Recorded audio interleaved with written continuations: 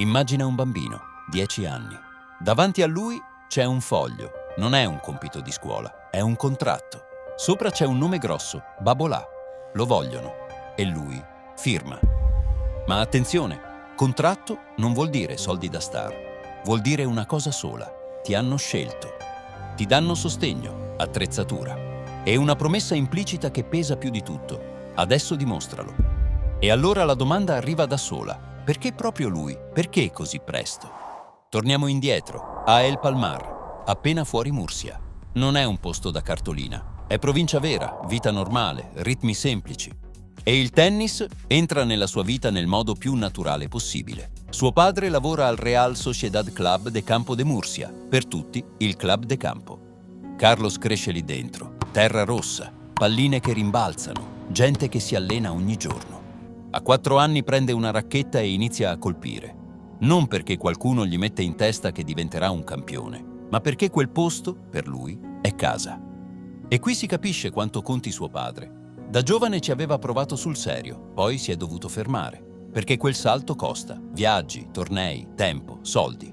E quando un padre ha vissuto una rinuncia così, con suo figlio non racconta favole, gli insegna una cosa concreta, la costanza. Tornare in campo giorno dopo giorno, non per fare 2 scambi, per migliorare davvero. Carlos è lì, sempre, attento, curioso, con gli occhi incollati alla pallina. Non cresce da predestinato. Cresce in una famiglia di 4 figli, dove impari presto a aspettare il tuo turno, a reggere il confronto e soprattutto a non sentirti mai speciale solo perché sei bravo. Al circolo raccontano un aneddoto che dice già tutto. Un giorno lo trovano appoggiato alla rete, mentre guarda una partitella tranquilla tra signori. E lui, serio, li corregge: devi servire lì, no? Hai sbagliato qui. È già Carlitos, uno che quando vede tennis non riesce a stare fermo. Ma da bambino ha anche un limite evidente, non sopporta perdere. Perde un punto e cambia faccia, perde un game e borbotta, e a volte esplode, lacrime, rabbia, la racchetta buttata a terra. E il bello è che, proprio lì dentro, c'è già il seme di quello che diventerà. Poi arrivano le prime partite vere, e lì capisci il carattere. A 6 anni lo portano a un torneo, ma non è il torneo da bambini che ti immagini. Si trova davanti un avversario più grande, più alto, e giocano con palline più veloci, con rimbalzi più alti, da campo vero. Ogni palla gli scappa sopra la testa, sembra una condanna. Perde il primo set. E poi succede una cosa che a 6 anni non ti aspetti, cambia piano. Invece di continuare a soffrire da fondo, entra dentro e comincia a prendere la palla al volo, una dopo l'altra, senza farla rimbalzare. Come a dire: ok, così non posso vincere, allora provo in un altro modo. A quel punto il padre chiama un amico del circolo e gli dice: guardalo un attimo, dimmi se esagero io o se questo bambino ha qualcosa. Quell'amico è Kiko Navarro, uno dei primi a seguirlo davvero. Kiko lo osserva e capisce una cosa chiarissima: quel bambino non va caricato, va guidato. Perché il problema non è il tennis, il problema è quello che succede quando un punto gira storto. Così gli pianta in testa una regola sola: sfogati pure, ma il punto dopo lo giochi uguale. All'inizio Carlos è un interruttore, si accende in un attimo, si spegne, si riaccende. Poi piano piano impara la cosa più difficile: restare lì, non scappare con la testa, non perdere il filo. Ed è qui che viene fuori la sua natura. Carlos ama il colpo bello, ma impara a farlo diventare il colpo giusto. Poi iniziano i tornei veri. Sedie di plastica, tabelloni appesi male, genitori che parlano sottovoce, giornate lunghe, attese infinite, partite una dietro l'altra. Ed è proprio lì che compare il primo occhio esterno, e quel foglio che hai visto all'inizio nasce qui. Tra i genitori ce n'è uno che non sta lì per caso, un talent scout di Babolà, uno dei marchi storici del tennis. Non guarda un punto e via, resta, aspetta, si fa un'idea. Poi, quando la partita finisce, si avvicina a suo padre. Domande semplici, quelle che contano.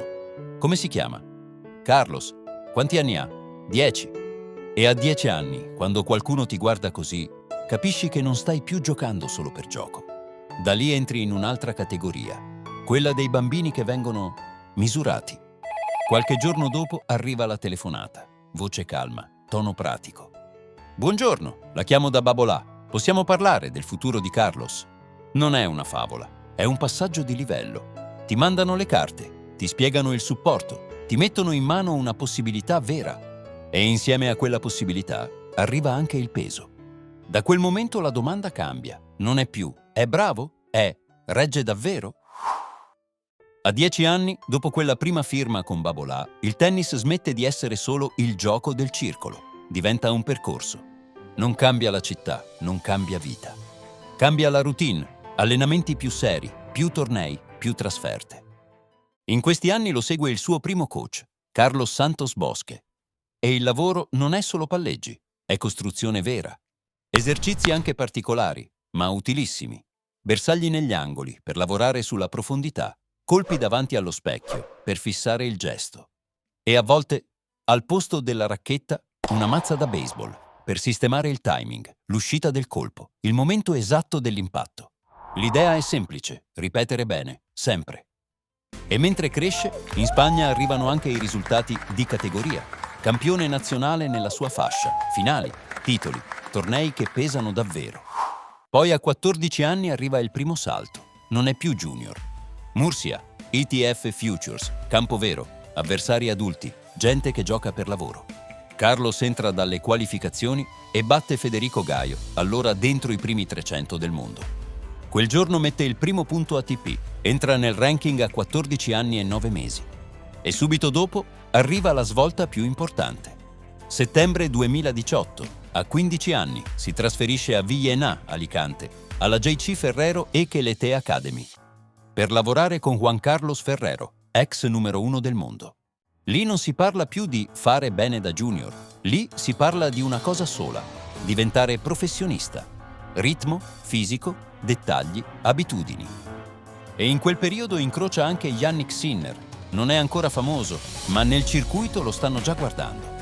2 aprile 2019, Challenger di Alicante. Carlos ha 15 anni, Sinner 17. Alcaraz parte forte, 6-2. Sinner rientra, 3-6. Nel terzo, Carlos la chiude, 6-3. 6-2, 3-6, 6-3. Alcaraz. Fine partita, ma non fine storia, è solo l'inizio. E la prima prova vera, nel circuito, arriva di notte. Febbraio 2020, Rio, ATP 500. Ha 16 anni e vince la sua prima partita ATP contro Albert Ramos Vignolas.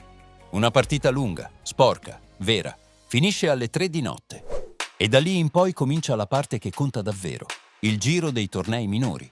Quelli dove impari a stare in campo, anche quando non c'è niente attorno, niente luci, niente hype, solo te e il punteggio. Agosto 2020, Trieste. Primo challenger pesante, finale Riccardo Bonadio, 6-4, 6-3. È uno di quei trofei che non fanno rumore, ma ti spostano di livello. Nel 2021 il salto diventa misurabile.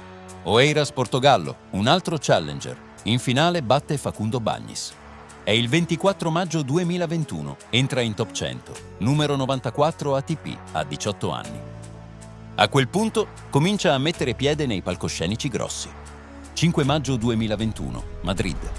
Vince una partita e si guadagna Nadal, prima volta contro Nadal. Rafa lo rimanda indietro, 6-1, 6-2, ma Carlos non si ferma lì. A luglio arriva il primo titolo ATP, Umago, Croazia. Finale, contro Richard Gasquet. E non trema, doppio 6-2, primo titolo ATP in bacheca. A novembre, in Italia, scrive l'ultima riga dell'anno, Next Gen ATP Finals, Milano. Vince in finale contro Sebastian Corda. Non è uno slam, ma è un segnale chiarissimo. Tra i migliori under del mondo, quello che regge di più è lui. E chiude il 2021 da numero 32 ATP, a 18 anni. Il 2022 parte con una certezza. Prima bastava stupire, adesso devi confermare. Il primo colpo grosso arriva a marzo, negli Stati Uniti, Miami, Masters 1000. Non è un torneo qualsiasi, è uno di quelli che pesano davvero. Carlos entra e comincia a battere giocatori veri, partita dopo partita. Finale contro Casper Ruud e la chiude. 7-5, 6-4, primo Masters 1000. Da lì cambia lo sguardo del circuito, non è più vediamo quanto dura, è ok, questo può prendersi tutto. Poi arriva la terra rossa e arriva Madrid di nuovo, ma questa volta è un'altra storia. Nello stesso torneo batte Nadal, poi batte Djokovic, 2 muri, uno dopo l'altro. E in finale vince contro Zverev, secondo Masters 1000 dell'anno. A quel punto il 2022 diventa una corsa, risultati, pressione, aspettative. E quando arriva allo US Open non è più può far bene, è può vincerlo. New York, notti pesanti, partite lunghe, quelle che ti portano via ore e ti mangiano le gambe. E ai quarti c'è la battaglia con Sinner, 5 set, 5 ore e 15, finisce alle 2:50 di notte. Arriva in finale di nuovo contro Ruud e stavolta la chiude, vince, è il suo primo slam. E non è solo uno slam, perché il 12 settembre 2022 succede l'altra cosa, sale in cima, numero 1 del mondo. Ha 19 anni e 130 giorni, il più giovane numero 1 nella storia del ranking ATP. Fine? No, perché da qui in poi non si parla più di promessa. Si parla di un ragazzo che può riscrivere la storia del tennis.